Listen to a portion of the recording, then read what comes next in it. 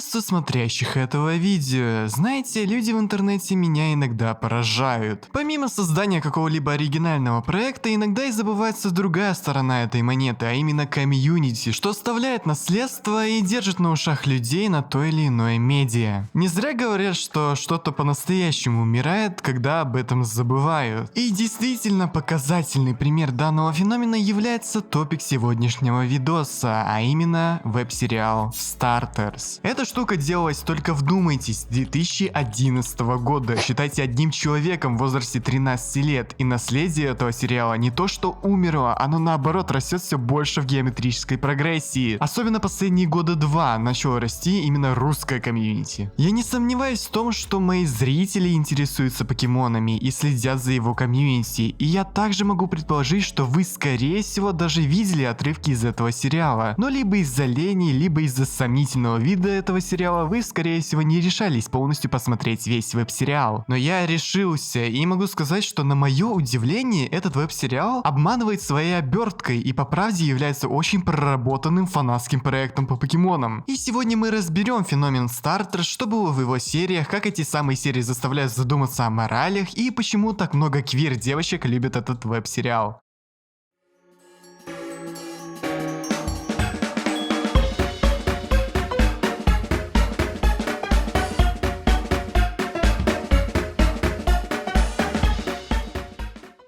Я сейчас посмотрел этот видос и, я охерел просто. Значит, Starters — это детище аниматора Дэйна Паровозника, который ведет канал Movie Unleashers. Держу пари, что даже если вы не знали о Starters, вы видели его другое творение, ибо этот чел делал контент по многим франшизам. Тем не менее, Starters является его первой пробой пера и магнум опусом, и вышло всего 7 серий данного веб-сериала, не считая спин-оффов и шуточных видео. Почти все говорят, что Starters — это как Южный парк, только с покемонами, но я не соглашусь. Скорее всего, тут просто позаимствовано нарисовка Южного парка и все. У здешних персонажей нет пересекающихся характеров с персонажами из Южного парка. Ну, общую картину я вам рассказал, и теперь давайте-ка разбирать серии.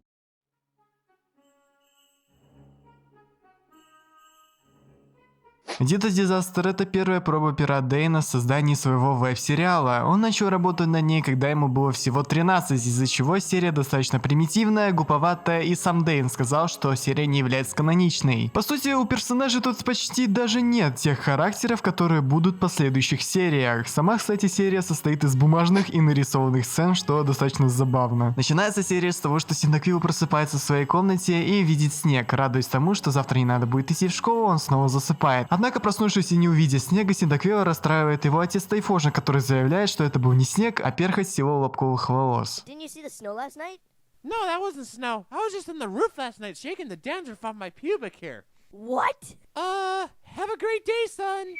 Я предупреждал, эта серия полна таких тупых шуток. Cyndaquil идет в школу, где мы знакомимся с его друзьями Тепигом и Бульбазавром. Бульбазавр и Cyndaquil обсуждают подарки на Рождество, и что им обоим дарят подарки после Рождества, так как они выучили каждую нычку их родителей. Тепиг не понимает, о чем его друзья говорят, и тут же в класс заходит учитель Лугия, который объявляет, что класс будет делать секретную Санту с первоклашками. Тепиг опять ничего не понимает, но затем Луги говорит, чтобы те не говорили, что Санта-Клаус не настоящий. И тут Тепиг замирает, ибо он верил, что Санта настоящий, и когда весь класс это понял, все начали над ним смеяться, даже учитель, который выгнал Тепига за сквернословие. После этого наша троица идет гулять, как тут Тепига сбивает машина, которую водил Делиберт. Сначала Тепиг начал радоваться, то что вот настоящий Санта. Делиберт отнекивается, но потом все-таки сказал правду, показав подарки других детей. Но потом после странной фразы Делиберда про подарки в машине Тепиг сказал: Wait a minute. You're not Santa Claus, you're a bloody pedophile. I wanted it to be the real one. Wow, now it hit you? Но в доказательство Делиберт готов выполнить любое желание, и Тепиг сначала желает: I wish you could go fuck yourself, you faker. Okay. Whoa, stop! Но затем желает о настоящем Рождестве, где его не будут булить, и Делиберт обещает, что желание сбудется. Затем стартовики идут в кинопрокат, и там они встречают Дита. Но владелец магазина в виде Зангуса убивает его и говорит, что Дита очень опасные, что они обладают могучими способностями и могут преображаться в других. Но нам еще показывают, что они неубиваемые. Детей просят уйти, Зангус звонит полицейскому в виде Блейзикина. Тот принимает звонок, в его машину врезается Делиберт, и тот окровавленный падает на дорогу, замораживаясь в собственной крови. После этого на следующий день в доме Синдаквилла оказывается Дита, который принял форму его папы. И не зная, что делать с Дита, Синдаквилл относит его с собой в школу. И на парковке Дита нападает на Теппига, тем самым замораживая его в озере. Уже в школе Бульбазавр ищет помощь, чтобы разморозить Теппига, но натыкается на проблемы с учителем Лугия. Но спрятавшись в подвале, они находят обогреватель. В то же время Синдаквилл пытается спрятать Дита в школьном шкафчике, но Дита кусает его за руку, и Синдаквилл толкает его в подвал. Там Дита становится гигантским монстром, пожирая Лугию, и Теппик с Бульбазавром прячутся в вентиляции. Потом на школу накатывается сугроб, где были еще больше Дита. Начинается хаос, все начинают прятаться. Дальше кадр перемещается на Зангуса, который помог Блейзикину, и Делиберт уже сбивает Зангуса. Но Зангус выживает, и тут выясняется, что именно Делиберт, который на самом деле является большим Дита, вводил в город Дита. Но благодаря Тайфлоужену взрослые узнают, что Дита материализуется благодаря музыке. Тем временем Бульбазавр и Теппик находят Синдаквилла, и ёб твою мать, как это графонисто. Ну и да, ему пытаются помочь, и Теппик в моменте начинает винить себя из-за того, что загадал желание Делиберду. И признается, что верил в Санта-Клауса, потому что верил, что кто-то заботится о нем в Рождестве. Герои прячутся в кладовку с другими детьми. Обстановка накаляется, ибо никто не уверен, разговаривают они с настоящими покемонами или с Дита. И тут приходит другой Синдаквилл, и его завязывают, думая, что он Дита. Но в какой-то момент Ашот говорит, что Синдаквилл без грудной клетки фейковый, потому что тот ранее запомнил, за какую руку укусили Синдаквилла. Тем не менее, это не спасает ситуацию, Дита меняет руку, и Бульбазавр, уже чокнувшись, думает жить с двумя Синдаквиллами. We'll just live with the two Cyndaquils. They'll be fine, I guess. Wait! We can stay here, keep an eye on both of them, make sure they don't turn on us. No. Come on, that's a way better idea, alright? The door's strong enough, it can hold the data. I was frozen today! Тем не менее, наши покемоны собираются в коридор школы, как вдруг неожиданно все-таки Синдаквилл без полтела оказывается Дита. Но вдруг Тайфлоужен и Зангус врываются в школу и начинают петь, тем самым уничтожая Дита. Но из-за ссоры план проваливается, и Дита взрывает школу трайсилом. Но все выживают, и в конце нам показывают Теппига, которому подарили подарки его друзья, но... I wonder which one I should open up first! I wonder what's in this one! A real genuine sex slave! В общем, забавная серия. Ясно дело, что это был первый опыт, и для первого опыта, особенно в 13 лет, это очень и очень неплохо. Дальше по сюжету персонажи все больше и больше будут прописываться, и иногда это дойдет до шокирующего фактора.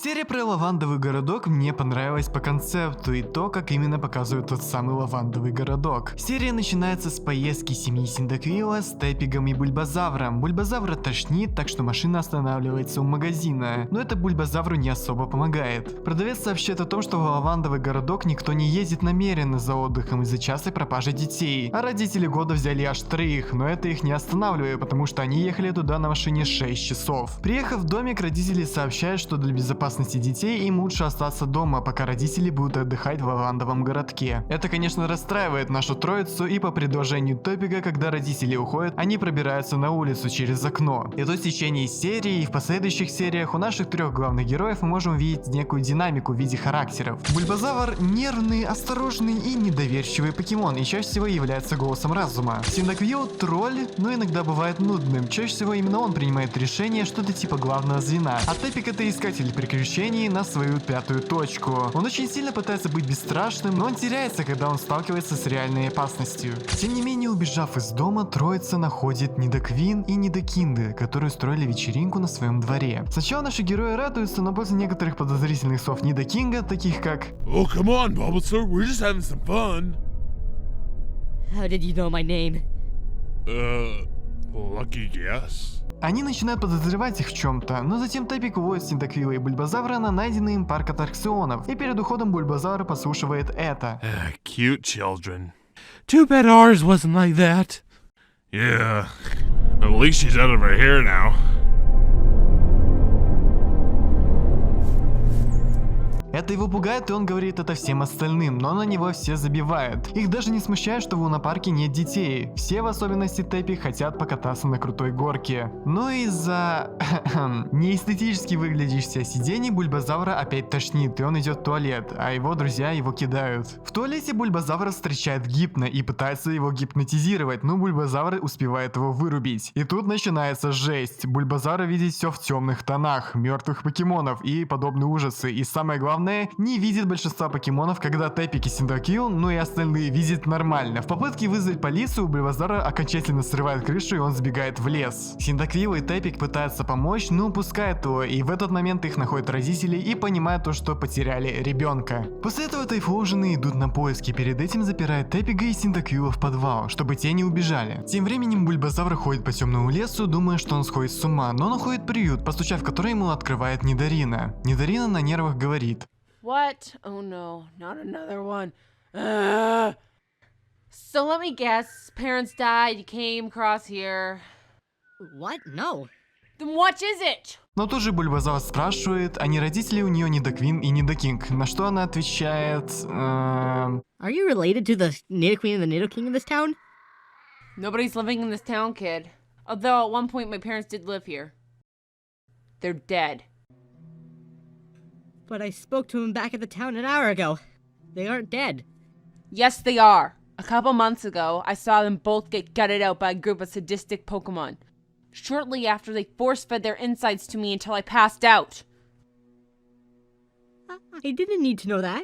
И тут же пытается закрыть дверь, но ей мешает Гипно. Гипно буквально затаскивает Бульбазавра, и войдя в приют, тот понимает, что все дети здесь были на флайерах в магазине в начале серии. Бульбазавру от этого все в полном и Гипно предлагает ему выпить чаю.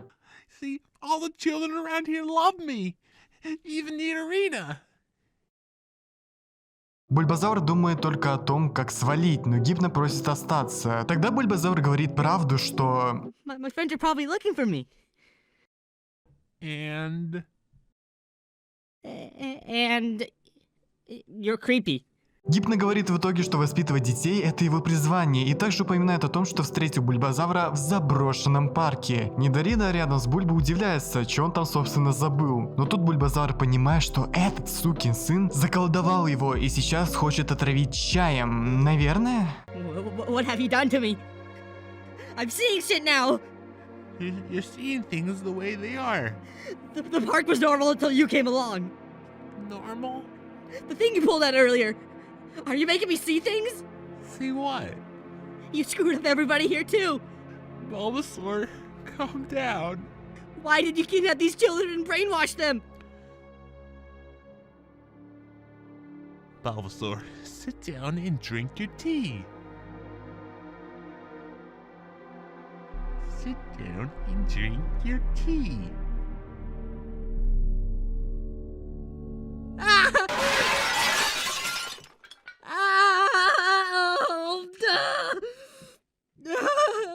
Это, конечно, было рискованно. Потом нам, кстати, дают немного тонкую шутку. I found a Ouija board and a collection of snuff films. I wonder what the previous owner looked like. Как бы намекая, что создатель смотрел снаф-фильмы. Ну и в общем, Нидокинг и Нидоквин пытаются позвать соседей на праздник. Пытаются позвать Бульбу, но тот их не видит. Заходит в дом, и Тэппик с Нидоквилом счастливы, ибо они нашли Бульбазавра, и их наконец-то поднимут из подвала. И тут Нидоквин и Нидокинг понимают, что дело пахнет жареным. Так что они хватают Бульбу, цепляют его шею к машине и куда-то увозят. Should we change back his vision? We'll do it later. Don't hurt me. No! Please don't start the car! Don't start the car, please! No, stop it! Stop it! Stop the car! No! No! Please turn it off! Turn it off! No! А еще родители Синдаквила туда же.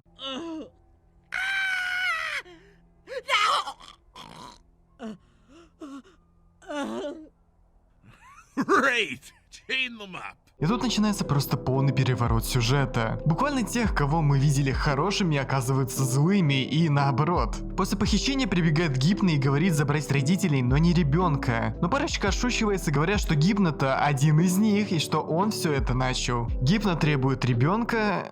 Боже, как же это звучит. Это ужасно звучит. Но Нидокинг его избивает чуть ли не до смерти, но тот выживает. После этого он каким-то образом нашел дом, где были Синдаквилл и Тепик, и сообщает, что все покемоны, которых они видели в городе, иллюзия. Призраки в бесконечном лимбо, которые для выживания должны приносить в жертву кого-то. Что и хотят сделать с Бульбой и родителями Синдаквилла. И сделать они это хотят прям в американской горке, при этом пугая, что это будет мучительно и что они тоже могут попасть в бесконечное лимбо. Услышав это, Тепик и Синдаквилл думают спасти родителей и Бульбазавра, на что Гипно говорит, что есть тот, кто поможет, но это очень опасно. На что Синдаквилл выдает базу. I'm not gonna let them die over this stupid sacrifice bullshit! It keeps the spirits alive. Oh, who the heck cares? They're already dead. They should just live with it. Тепик и Синдаквилл идут к Нидарине, которая в этот раз не ошибаясь с претензией, и оказывается, что для этого случая дети с приюта готовились и идут армией с оружием против злых духов. Но придя, всем тут стало ясно, что эти самые духи являются родители детей из приюта. Нидокинг и Нидоквин пытаются сказать, что чтобы они остались, нужно совершить жертвоприношение, но... No. You'll never go away. You won't. You'll always be with me. Are you just saying that because you ate some of our body parts? Classic Nidorina. И после этого Гэга наши ГГ сбегают, и начинается жесткая погоня вместе с Нидокинг и Нидоквином, и попутно с Гипно, у которого дети. Происходит авария с телом Гипно. Полуживой Нидокинг радуется, что остается в живых. Однако Гипно говорит, что он не убил его сейчас, а убил тогда, при первой встрече, а значит, что он не успел в нужное время. Как я понял, видимо, Гипно является связующим звеном со всеми духами, после чего открывается гребаный портал в ад, но ГГшек и других покемонов спасают. Однако Нидарина понимает, что осталось ни с Гипно, ни с родителями, и серия заканчивается саспенсом. Just be happy you're alive. Yeah. And not cursed. Huh?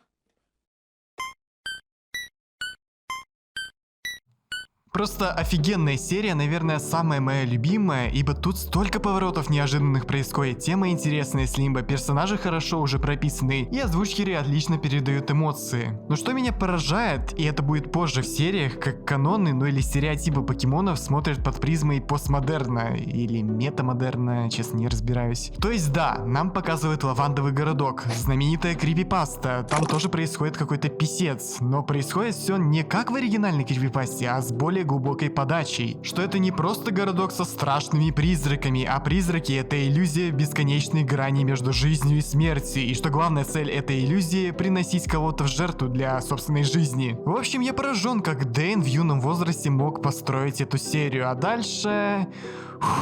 Дальше будет намного интереснее, но это уже в другом плане.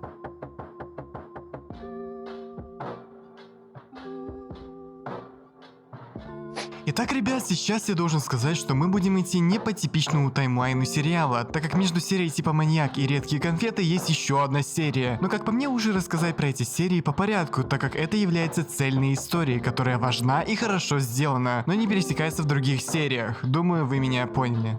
Серия начинается очень по-спилберговски, с конца. Мы видим уже знакомого нам полицейского Блейзикина и нового персонажа Маткипа. Блейзикин допрашивает Маткипа и в какой-то момент затрагивает тему мотивации, что провоцирует Маткипа на внутренний диалог с собой. Из этого диалога мы понимаем, что Маткип серийный убийца, который убивает покемонов ради изучения их анатомии, а именно ради элемента силы. Опять-таки, постмодернистское видение на каноны покемонов, что тип это не что-то уже встроенное, а существует в телах покемона в виде камня. Тем не менее, Маткип затем вводит нас в курс дела, как он сюда попал, и тут уже начинается сюжет серии. Феникин, которая является тоже главной героиней этих серий, является новенькой в школе и пытается записаться в клубы по своим интересам. Но к несчастью узнает, что в клубах никого нет, и делать клуб из одной Феникин администрация не будет. И почему же в клубы никто не ходит? А потому что практически все в школе являются нариками, и разговор с ними, особенно с Чикаритой, вообще не получается. Феникин уходит, но ей мешает еще один важный персонаж — Чеспин, который случайно ударяет угрожает Феникин мечом, но сразу извиняется. Сразу можно подметить, что Чеспин довольно наивный, заботливый, ну и в целом позитивный покемон, но местные нарики его не принимают. Их он бесит, и они говорят, что его вообще никто не любит. Однако Феникин интересуется Чеспином и просит его увести ее от этих торчков. И забавно, что даже несмотря на хейт на свою сторону, Чеспин в этих наркоманах не видит плохих ребят. Чеспин с Феником начинает знакомиться, и также с Маткипом, который уже до этого был другом Чеспина. Чеспин проявляет инициативу и после уроков хочет погулять с Феникином, чтобы показать окрестности. Oh, I gotta get to class. See ya. So, Fennekin, what do you think of Chespin? He's cute, I guess. Okay. Holy shit, man. Феникин и Чеспин все-таки встречаются после уроков, и Чеспин показывает окрестности, говорит о них, а Феникин все это впитывает. По мере прогулки двоица заходит в лес, и там Чеспин понимает, что блин, он заболтался, надо дать и Феникину что-то рассказать. Феникин делится своим увлечением, артхаусными фильмами. So, what's your favorite thing to do? Okay. I like movies. Oh, really? Sorry, I should have taken you to see a movie instead. No. It's good. I'd like the change of pace. You think so? Good. Не удивлюсь, если она игру с 200 смотрела. И Феникин крайне удивляется тому, что Чеспину не пофиг на это все и хочет узнать больше о ней. Так они загулялись в лесу до вечера, и под конец Феникин понимает, что у нее все-таки есть какие-то чувства к Чеспину. Ну вы знаете, гормоны, все дела, влюбляешься очень быстро. Но по мере разговора со своей мамой Феникин приходит к выводу, что они не могут быть вместе, так как он травяного типа. В школе к Феникину подходит Маткип и говорит то, что к Чеспину пристали те самые нарики. Все в особенности Чикарита смеются над тем, что Феникин с Чеспином пара, говорят, что это в какой-то степени неправильно, так как это смешивание типов. They're in love! They're in love! Love? Well, nothing serious is going on yet. Wow, this is so wrong on so many levels. What's wrong with it? Chespin, you're so stupid. But really? Crossbreeding at a school? Like, that's disgusting. Nothing like that, you fuckwad! Wow! Wow! Чеспин в стиле своей наивности не понимает, что происходит, наговаривая больше кринжа, но важно подметить, что Чеспин пытается все решить мирно, когда Феникин уже хотела взять все в свои руки. Даже Маткип сказал, что не надо ничего доказывать. There's no need to get defensive. That's exactly what they want. Well, if they want it, they're gonna get it right in the fucking mouth. Fennekin, I'm sorry. We don't mean any trouble or harm. We're gonna go now. Excuse me. We'd like to leave. Обстановка накаляется, и тут происходит нападение на Чеспина. И тут Феникин просто взбешивается и нафиг всех сжигает, причем буквально всех. А Чеспину тоже попадает. I would have done the same thing. You would? Of course. I hope I didn't ruin their lives. Все попадают в больницу и, к счастью, не получают жестких травм. Однако у себя в воображении Феникин видит, как все вокруг ее ненавидят за то, что она с ними сделала, в том числе и Чеспин. Это ее по-настоящему трогает. Чеспин видит ее в палате и говорит, что все в порядке, что они херятся на Феникин и что благодарен, что она спасла его. Однако Феникин, разревевшись, молвит о том, что это ее вина, что она не может контролировать гнев и что, походу, им с Чеспином не суждено быть вместе. Даже несмотря на то, что Чеспин говорит, что с ним все хорошо, и что он с радостью готов помочь Феникин и просит ее не оставлять его одного. You know, Chespin, there is a problem with different types having a relationship together. There's a possibility that one can hurt the other. Fennekin, don't leave me. Chespin, stay in bed. Don't worry about me. Please forget about me. We're technically strangers. We met like yesterday. Don't worry too much. You'll never see me ever again. И тут мы видим, что, да, Феникин это действительно карикатура на любого подростка. Она буквально говорит: I'm gonna kill myself. It doesn't matter. Everywhere I go, I cause harm. Fennekin, why would you do something so foolish? Тем не менее, Маткип дает свою руку помощи, говоря, что знает, как избавить Феникин от ее огня, фактически рассказывая свой секрет и проникаясь Феникином. I've never helped another before. I think it'd be good for me. You see, I'm depressed too. Everybody is, technically. Helping someone would probably make me feel better. And hey, it's made to help my two best friends. Но Маткип готов это сделать только с одним условием, что она останется другом Чеспина. Маткип приводит Феникин в свой дом с секретной лабораторией, с помощью укола усыпляет Феникин, и по мере просыпания у нее действительно пропал огонь и поменялся цвет шерсти, что по сути делает ее нормальным типом. And this is your fire. That's my fire? Then what type am I now? You don't have an element, so you're basically a normal type. Congratulations, Fennekin! You are the first Pokemon to successfully go through a type change. How do you feel about yourself? It's great, but what's wrong with my fur? Just a side effect. Is there going to be any more? Not likely. If there is, be sure to give me a call and I could easily put your fire back in. Oh, you can do that? Well, yes. Маткип снова напоминает о своем условии и также говорит, чтобы она никому не рассказывала, как это произошло. И она свое обещание держит ровно до того, как вернулась домой, потому что там уже была полицейская машина. Феникин сразу же отвозит в больницу, утверждая, что... I think your daughter's a zombie. She's not a zombie, she has a pulse. That doesn't mean anything. All I can say is that we gotta run some tests and make sure she's actually okay. И тут, как в реальной жизни, заходит желтая пресса и начинает наговаривать всякого по поводу ситуации Феникин. Сначала Феникин это не нравится, но затем хитрая лиса видит наживу в этом и идет на ток-шоу и отсутствует в школе в течение 2 недель, как выяснится позже. В школе начинают обсуждать Феникин, и Чеспин предполагает, что важно, что у Феникин кто-то забрал ее огонь. Но что удивительно, он реально своим предположением попадает в точку. После того, как Феникин пришла в школу, к ней сразу начали проявлять мужское внимание, однако Феникин все равно хочет дружить с Чеспином, что не нравится другим покемонам. Hey, I'm Fennekin's new girlfriend. She said so herself. No. Of course you did. Why would you want to go out with a dumbass like Chespin? Because he's a good friend. Stay back, I'm trying to talk to him. Why would you like him and not me?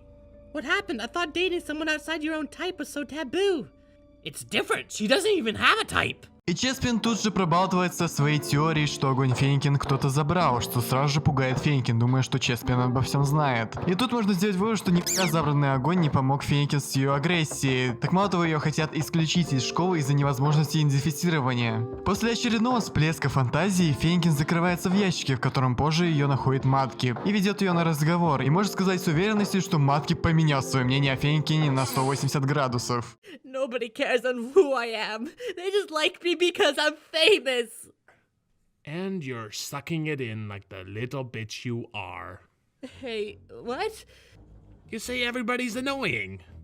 Even Chespin? Well, yeah, all he cared about is how I got this way.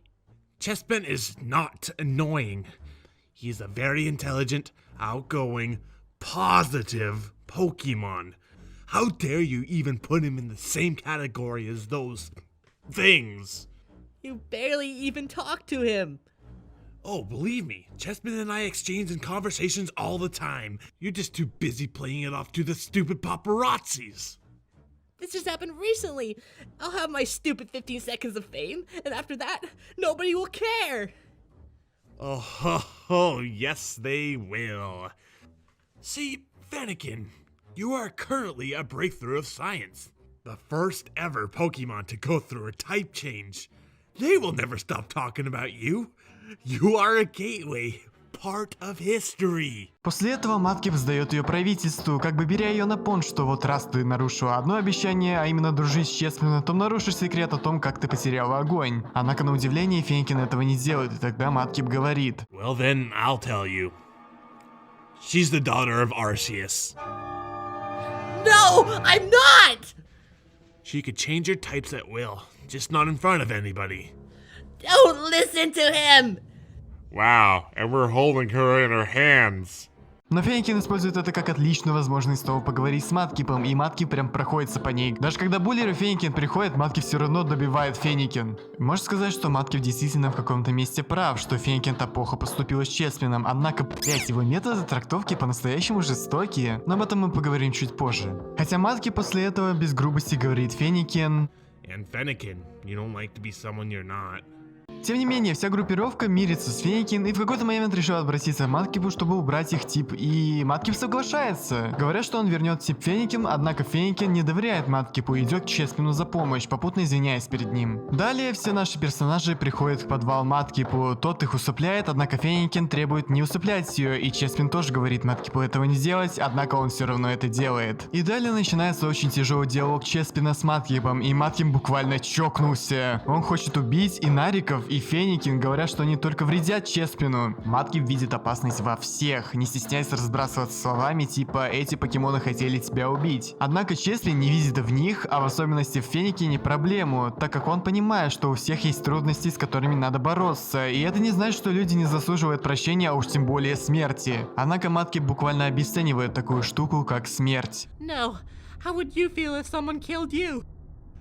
I'd feel dead. Мало того, Маткип еще и манипулирует Чеспином, что вот если ты меня сдашь, я убью себя, и даже в гневе хочет убить и Чеспина. Однако Чеспин даже на все попытки в манипуляцию утверждает, что Маткип его друг, просто ему надо успокоиться и не убивать невинных покемонов. Маткип понимает, что перегибает палку, возвращает Феникин огонь и отпускает невинных покемонов. Однако полиция находит Маткипа. Маткип отмалчивается, говоря только внутри своей головы, и мы видим, что Чеспин работает с Феникин в психологическом плане. Что ж, эта серия отличается от предыдущих. Если прошлые серии были про какое-то одно приключение верных друзей, то здесь все очень неоднозначно и напоминает драму. Неясно, является ли концовка этой серии хэппи-эндом или нет, как бы давая нам задуматься, а все ли стоило вообще своих свеч и кто вообще является корнем проблемы. Но об этом, как и о характерах наших главных героев, мы поговорим после следующей серии.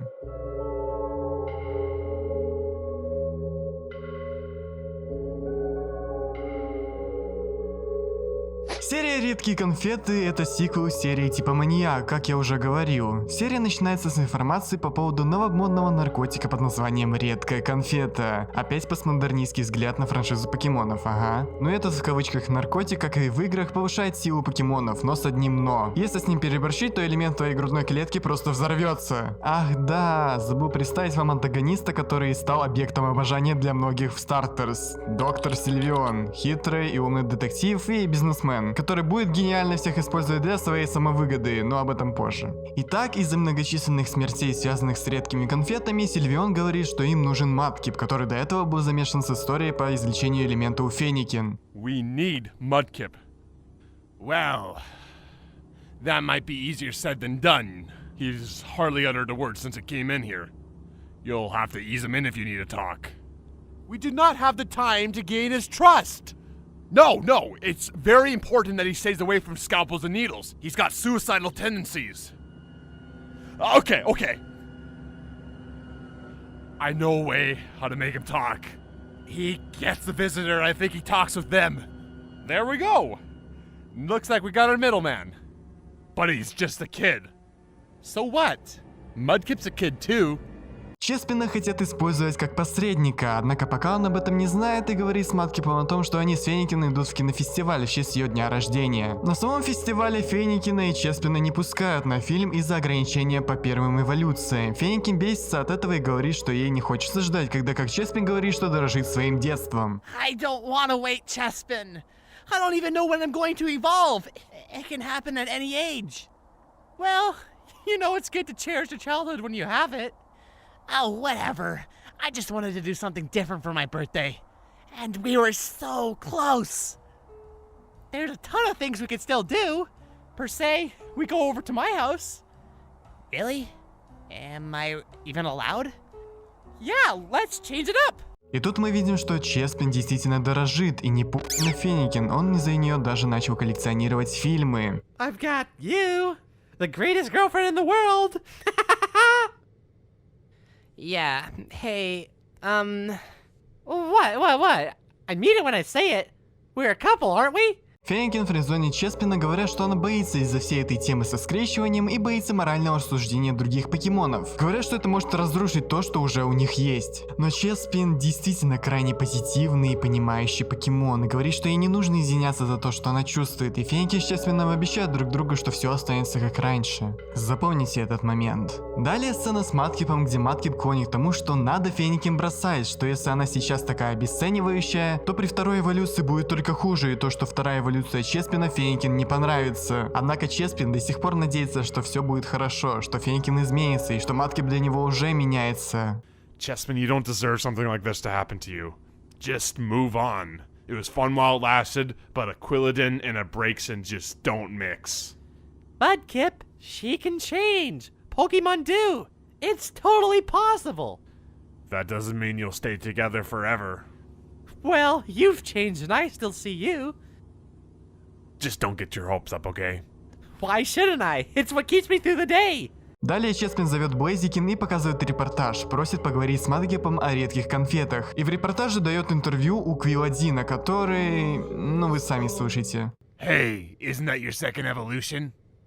Yeah? Hilarious.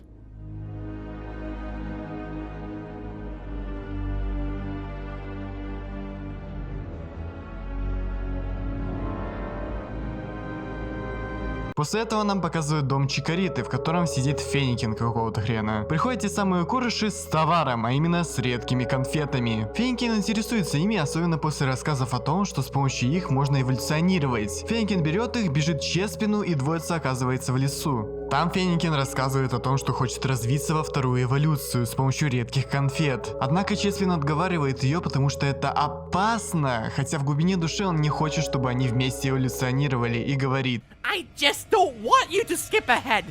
Just be the way you are right now and embrace it. No, I don't want to.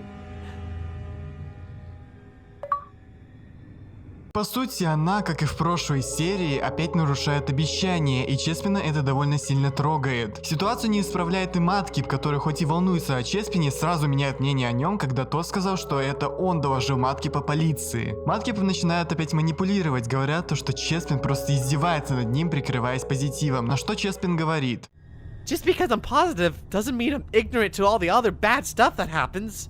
Everyone has to go through crap. You shouldn't let it drag down your mood too. I've got a lot of stuff going on in my life, but I don't try to let it get to me. I don't believe this. Далее Чеспин после выхода из тюрьмы знакомится с доктором Сильвионом, который, давя на Чеспина, заставляет его пойти к Маткипу и задать несколько вопросов. Параллельно с этим Феникин пробует редкую конфету и тоже ее выплевывает, передумывая, однако даже несмотря на это эффект конфеты сработал. Возвращаясь к Чеспину, его запирают в камере с Маткипом, и тот буквально с листочка читает о том, что вот твои навыки помогут излечить покемонов, ты можешь творить добро и все такое. В общем, Маткип не выкупается на такое. И у доктора Сильвиона уже лопается терпение, поэтому он не находит метода лучше, чем... We've got Pokemon dying in the hospital and we really need your help. I can't. I've given up that practice. There's no motive to do it anymore. Really? Here, I'll give you a motive. Show us your secret, or Chespin's head is going over the fucking wall! No! Mudkip?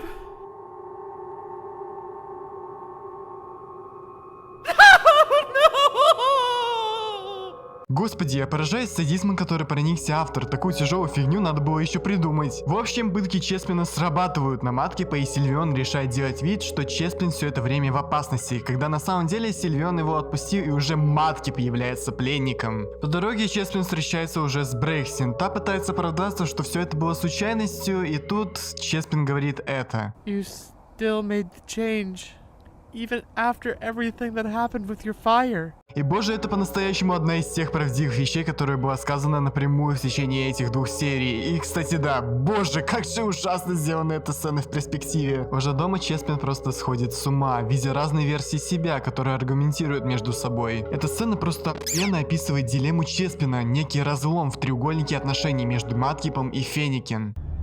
I have to do the same to be with her. Sooner or later, I'm already there. I have to stop Selfish, lazy, angry. I don't even care about her anymore. Stop! She was never good for me anyway. Stop!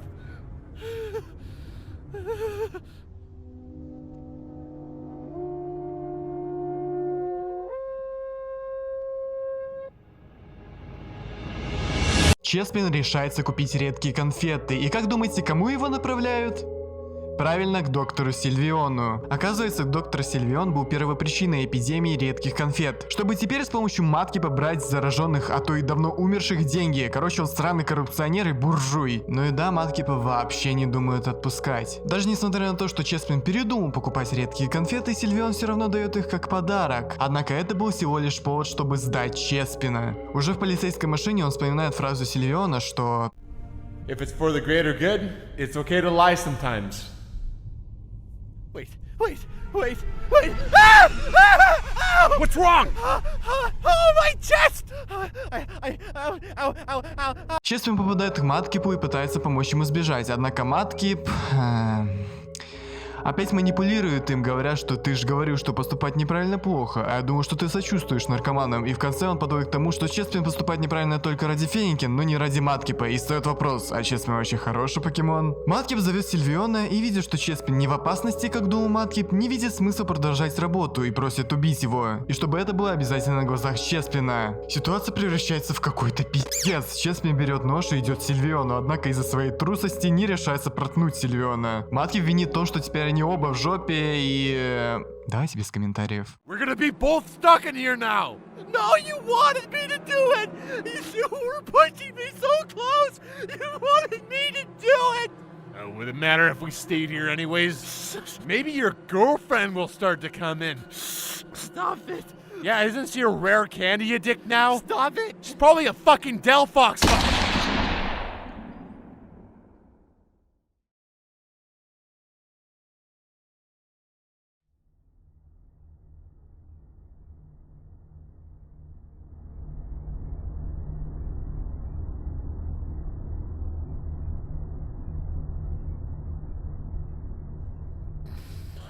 Don't take it personal. We were planning on killing him tonight anyways.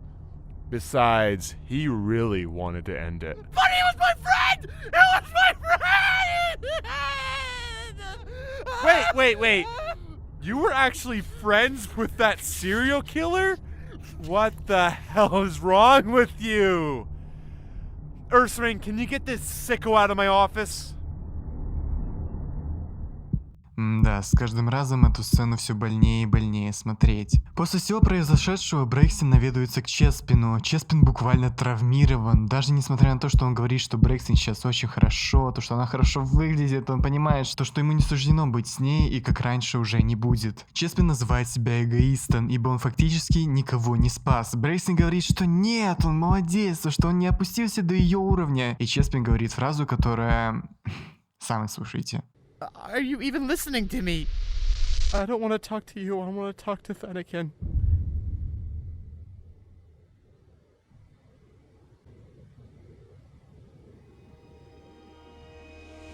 Чеспин говорит Эпигу, что и Маткип, и Феникин уже для него мертвы, что он всеми силами пытался помочь Феникин, но ей было плевать, а если не плевать, то она это показывала так, как ему не нравилось. Однако, поговорив с Эпигом, они понимают, что они должны все держаться вместе и не позволить этому плохому опыту как-то отразиться на них, и... Чеспин идет извиняться перед Брейкстин. И мне нравится, как в этой финальной сцене меняется цветовая палитра. Да, эти серии, конечно, нечто. Такая проработка сюжета с такими многогранными персонажами, это просто ебнуться как надо было постараться. В комментах под этими сериями до сих пор пишут, что это слишком пугающе реалистично показывает взаимодействие между людьми, то, что иногда нет в голливудских фильмах. И это факт. Дружественный треугольник, предательство, отчаяние, манипуляции и тяжесть выбора, который при любом варианте приведет к гибели, это то, что показывает эти серии в самых откровенных ее частях. И я теперь понимаю, почему эти серии так любят. На IMDb серия про редкие конфеты имеет рейтинг 9,8. И по этим сериям до сих пор ведут споры, а именно кто в этой серии поступил хуже всех и кто самый плохой.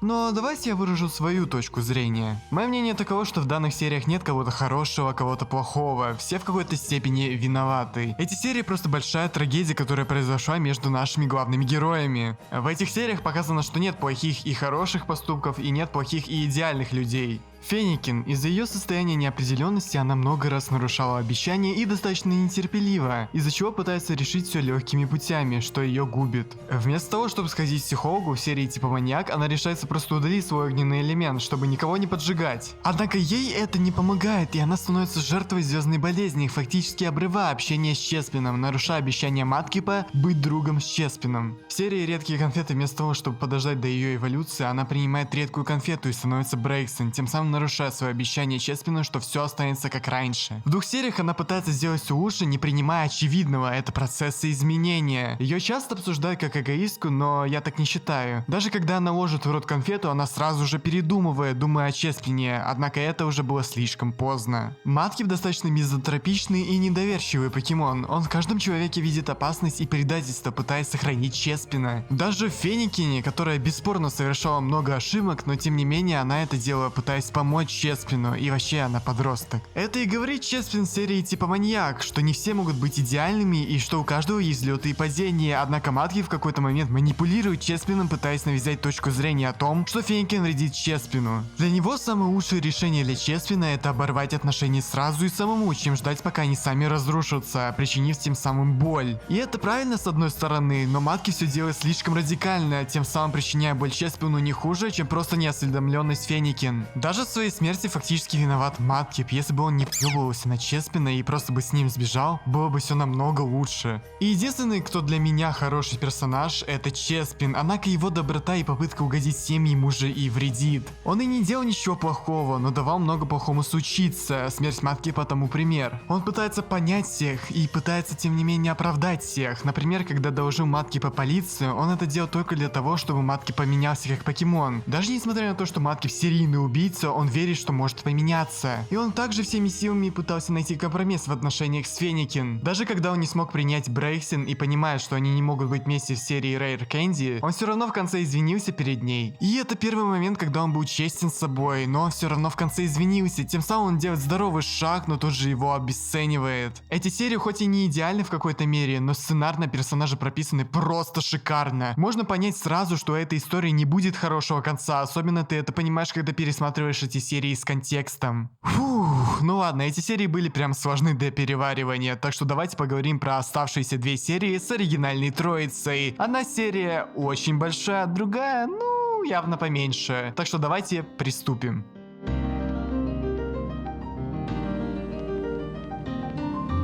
Серия начинается с рассказа о легендарах в школе, где мистер Лугия на вопрос Синдаквила отвечает таким образом. Yeah, Lugia. Aren't you a legendary? Yeah, I was god of the sea in my teenage years, but I put that all behind me now. I've changed since then.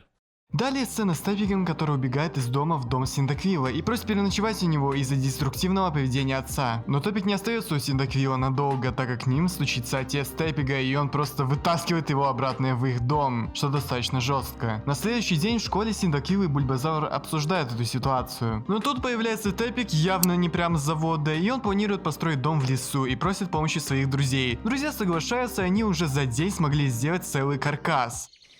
Huh. It feels like it's missing something. Yep, it's missing plumbing, electricity, and pretty much everything else. Oh, it's okay. We can just add that stuff tomorrow. Уже вечером Синдаквил предлагает переночевать у него, однако Тепик отказывается и говорит, что переночует в своей новостроящей конуре. Синдаквил и Бульба, конечно, понимают его, но все равно сомневаются в его способностях. Уже ночью начинает идти сильный ливень, и Тепик начинает от этого бояться, и его друзья понимают, что Тепику сейчас явно не сладко. What was that? What? It sounded like thunder. Thunder?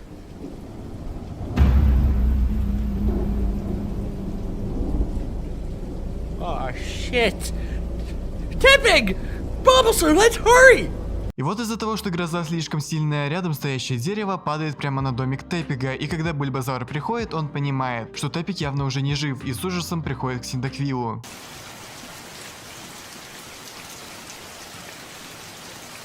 Bulbasaur? Where?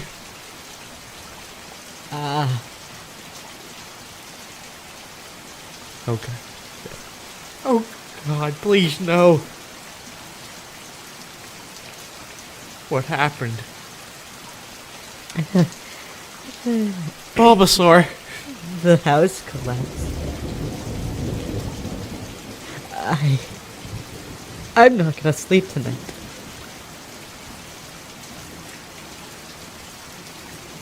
No, no, no, no, no, no, no, no, no, no, no, no. No! He's okay! No! No! No! What the fuck, dude? Oh. Уже на следующий день двоица думает, как им быть, и идут к отцу Теппига, говоря себе, что по сути он виноват в гибели Теппига. Do you think he's okay? Yeah, he's fine. Well, you know your fucking son's dead! I hope you're fucking happy! Shut up! Let me, he deserves it! He's fine! Take responsibility, you fucking skid. Oh, Cyndaquil! Fuck! He killed him!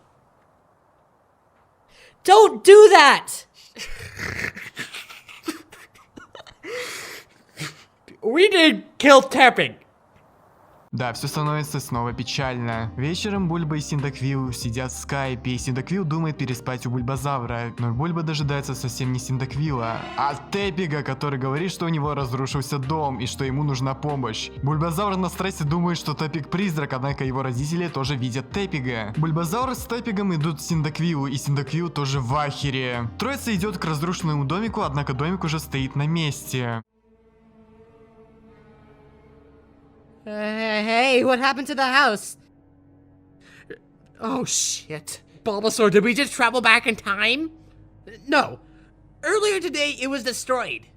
Then who built it? Но они не вернулись в прошлое, все это проделки... Hi, fellas. Who are you?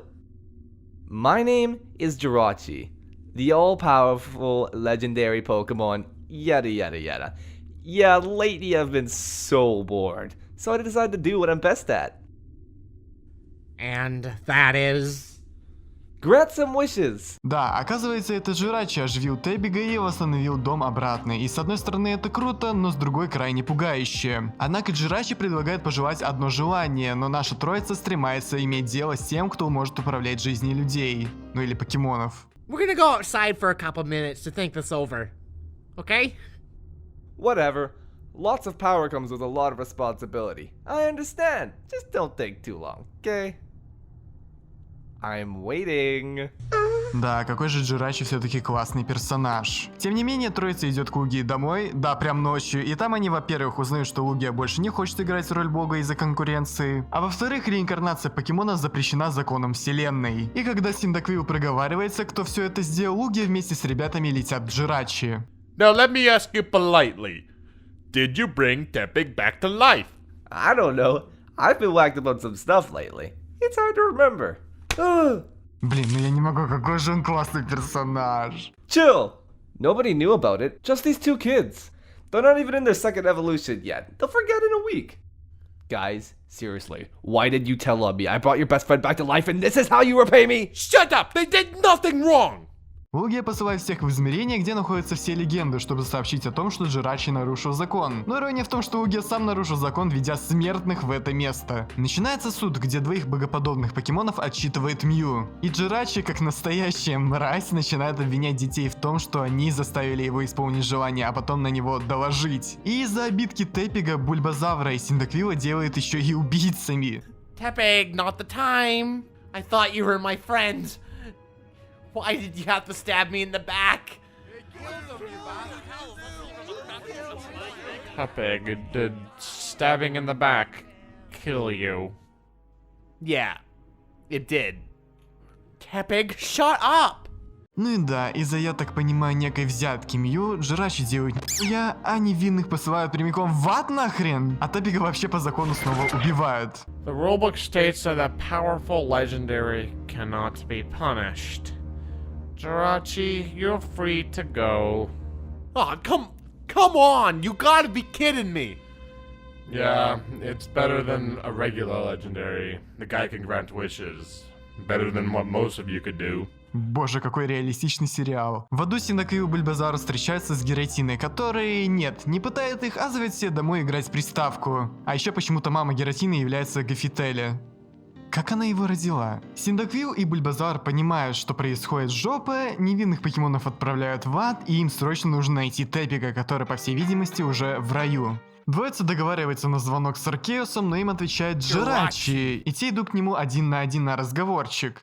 Dude, why isn't Guaranteed torturing you guys?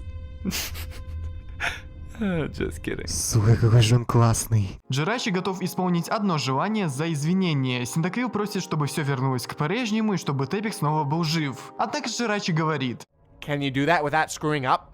Well. Maybe 75% of that. Because, dude, remember? Tepig died while in the afterlife. He's probably in the afterlife. That's 2 afters. I can't access that. Nobody can. И Синдаквил в какой-то момент начинает брать на понт Джирачи, говоря, что походу ты не такой всемогущий, раз не можешь все это сделать. Джирачи сердится и исполняет желание Тепига, что приводит к разрушению, мать его, вселенной. Далее сцена с Тепигом, который оказывается в раю и встречается с Аркеусом. И Аркеус оказывается просто чувовый геймер, для которого жизнь, в которую живут смертные, это просто видеоигра на его компе. Однако игра автоматизированная, так что он в нее все реже и реже заходит, давая предпочтение КСке и Майну. The universe game just plays itself.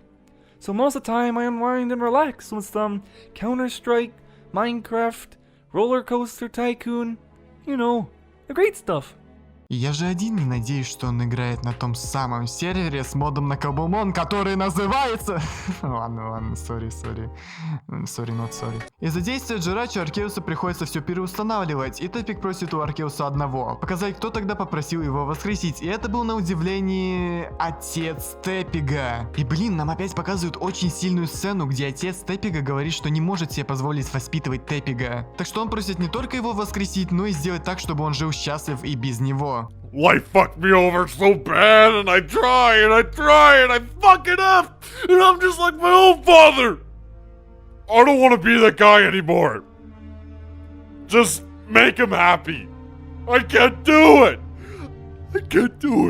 Это прям очень сильно. Конечно, у Тепига обида не пропадает, однако сам Аркеус говорит, что тот не обязан прощать своего отца, и что дальше его жизнь зависит лишь только от его действий. По-настоящему крутая серия. Далее Аркеус возвращается в момент разговора Синдаквила и Джирачи, и тот его наказывает по-жесткому, лишая его возможности летать. You've broken the rules.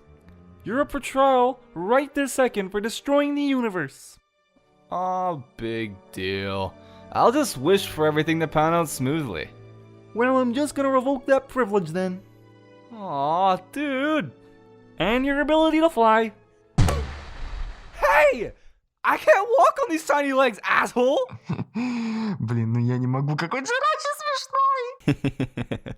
Хуба-дуба. Детей возвращают на землю, обещают себе, что не будут об этом никому говорить и даже вспоминать, и Тепик теперь живет у Чеспина. Happy End. Да, по экшену, конечно, эта серия не дотягивает до лавандового городка, а по сценарию уж точно не близка к редким конфетам, однако почему-то эта серия мне как-то даже близка больше. Эта серия действительно напоминает мне сюжет какого-то мультфильма по Cartoon Network, когда, казалось бы, начинается все с чего-то малого, однако закончилось все со встречей с Богом. Ну и да, я уже говорил, Джирачи просто офигенный персонаж. Ну и линия основной троицы мне тоже понравилась, в особенности как раскрывается персонаж Тепиг.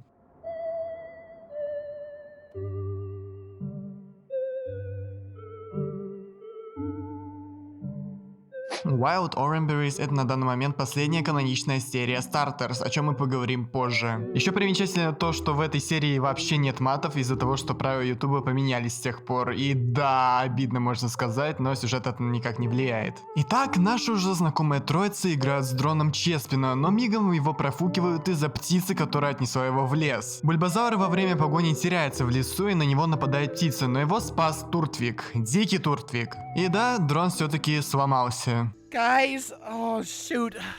Oh man, I don't want to see Chessman angry.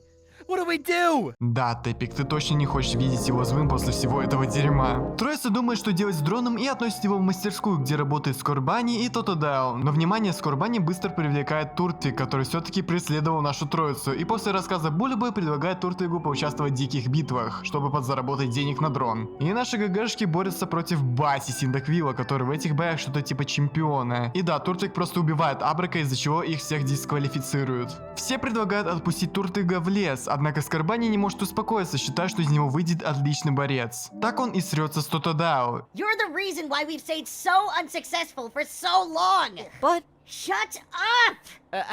I'm actually fine with the drone being broken, in all honesty. И тут Туртвиг начинает не только пробовать ходить на двух, но и проговаривать некоторые слова. Причем Туртвиг все схватывает на ходу, любой разговор. Can we all just stop talking around him? I don't want him to get too intelligent. Tooth jettison. No, no! Shut up! Be quiet! Это не нравится Скорбани, так что он цепит на него цепь с электрошоком. Че, возомнил себя Хасанаби, что ли? Все просят Скорбани остановиться и уже даже как-то забивают на починку дрона. Так Скорбани со всеми срется, да так, что Тотодау запрещает находиться ему на ее территории. it's for your safety. Don't say anything! You're not the risk taker around here! I don't want to work with you anymore. Good, I don't either. You hold me back too much. So get off my property then. Until you give me the Turtwig, I won't budge. I refuse. Oh man. A waste of effort. He's on his way to civilization. Тепик забирает себе Туртвига под предлогом для Чеспина, что вот дрон сломался, я пытался его починить, но может новый питомец все скрасит. Так они и соглашаются. На следующий день Туртвиг не только начал полноценно говорить, но говорить просто ебанутыми терминами. Так еще и Туртвиг самостоятельно починил дрон Чеспина. Все обвинения сначала пошли на Чеспина, но оказалось, что Туртвиг говорил с умной колонкой от Гугла. Туртвиг идет с Скорбани и делает уже его своим диким покемоном. You will be my wild Pokemon that I will train to fit the criteria. I will use force if you do not comply to my demands. You were quite rude to me the night prior, so I'm going to refuse any offers you bring forth. Stop, please. Please. No, imitate the sounds of your primal counterpart. I don't know what a rabbit sounds like. И идет на те же самые бои. Скорбани просит помощи у Тотодау, однако одна лишь говорит: The irony is stunning.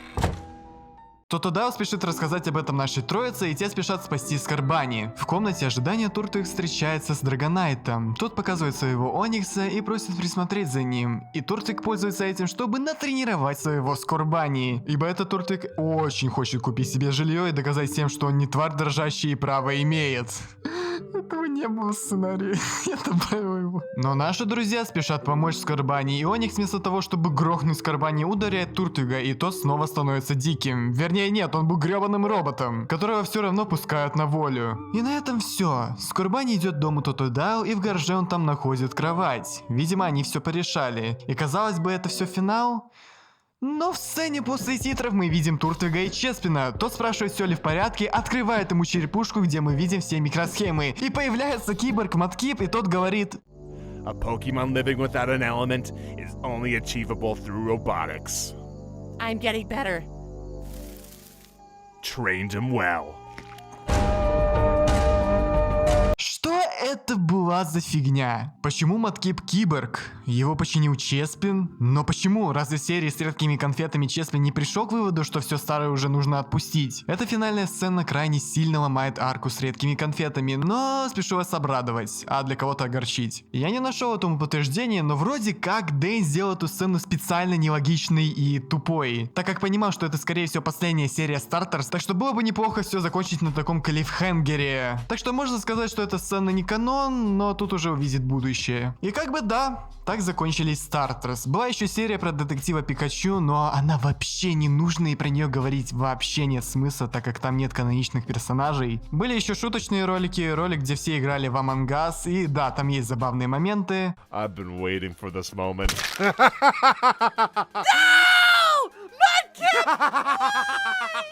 Guys, guess what? I saw Chespin near the body. He's guilty. No! He's lying! I saw Sylvia pop out of the vent! And you sat there and watched Mudkip die?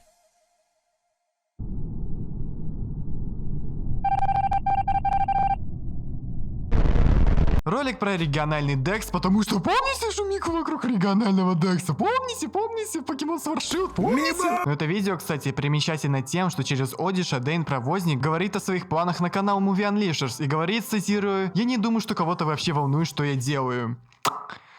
Знал бы он, как вырастет комьюнити Стартерс. Ну и раз такая деликатная тема зашла, давайте-ка как раз таки о ней я и расскажу. Скажу сразу, не все комьюнити Стартерс плохое. В большинстве своем они даже очень талантливые люди, которые рисуют, делают мемы и прочий развлекательный контент. Но тут скорее пугает содержание и некие клише, которыми держатся комьюнити. Тут по сути произошло то же самое, что и с оригинальным Саус Парком. Комьюнити просто заполнило в какой-то момент маленькими девочками.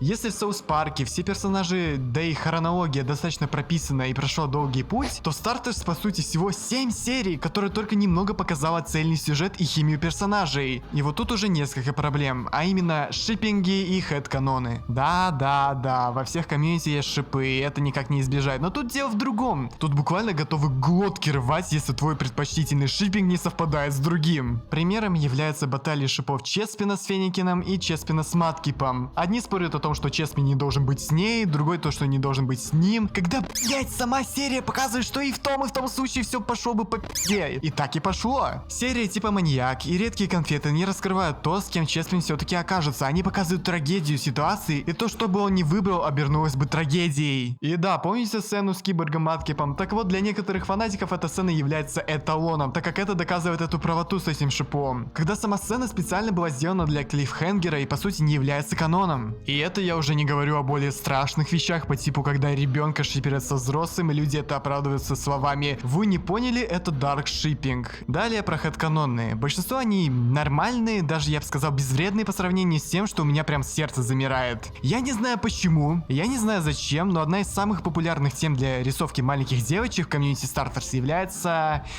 селф-харм, да, гребаный селф-харм. И они рисуют персов с порезами на руках практически у каждого. Ладно, мы, если я понял, нарисовали бы так Феникин, потому что, ну, это чуть-чуть оправданно. И даже Маткип чуть-чуть оправдан. Но почему у Чеспина полосы на руках? Почему у Сильвиона полосы на руках? Почему у Джирачи полосы на руках? Типа, были намеки какие-то у Джирачи на селф-харм? Я не знаю. И все это может идти в два русла, как по мне. Либо фанатки Стартерс так сильно ненавидят персонажа оттуда, что готовы рисовать их в таких ужасных ситуациях. Либо, что более вероятно, и это более отвратительно, это своего рода романтизация, скорее всего, проецирование на себе. И это, по моему мнению, уже не смешно. Селф-харм никогда никому не помогал, это просто страшная штука, и она, наоборот, разрушает психику человека и оставляет перманентные раны на твоем теле. Ребят, если вы хотели, а уж тем более занимаетесь таким, то нужно обратиться к специалисту и проработать эту проблему, а не делать из этого культ и показывать, как круто выглядят шрамы на теле. Это надо прорабатывать, я серьезно говорю. Еще с чего мне смешно, так это с того, во что превратили доктора Сильвиона маленькие девочки. Напоминаю, он появился в одной серии и по сути был просто злым и нетерпеливым коррупционером. Они сделали из него буквально какой-то секс-объект, который всех трахает, и они говорят, какой же он типа